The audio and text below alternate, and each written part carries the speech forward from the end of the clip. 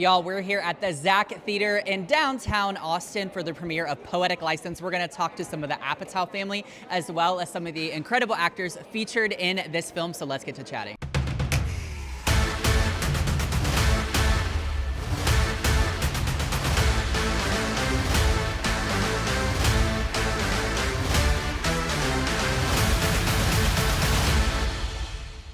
The concept of this film, or the premise anyway, is really fascinating. What drew you to be a part of this film? I think it was honestly Maud.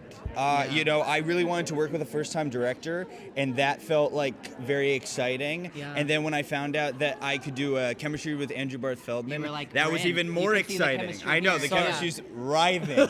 Oh, were you doing an interview? It's incredible. It's incredible. So there was definitely no fun on set. I There's could zero tell. fun on set, very serious. No, it was a blast.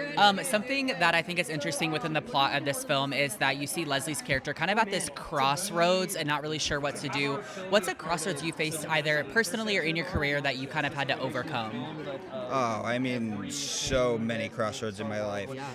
With acting, like I feel like with like my like actual acting, like I don't know. I mean, like, you know, what jobs to do, what things to take, what things are flashy and nice but might not agree with me, but everyone kind of tells you to do them. I don't know. So many. This interview would take forever. Yeah. Okay, and finally, what's it mean for you to be here at Austin at South by? It's incredible. I've heard so much about South by Southwest, and it's my first time here, and I'm just so excited about it. Well, welcome to Austin. Congrats on the South by showing, Thank you so and much. have the best time tonight. Fantastic. Thank you. So For more from all of our South by Southwest coverage and more from A-List, visit KXAN.com and follow us on social media.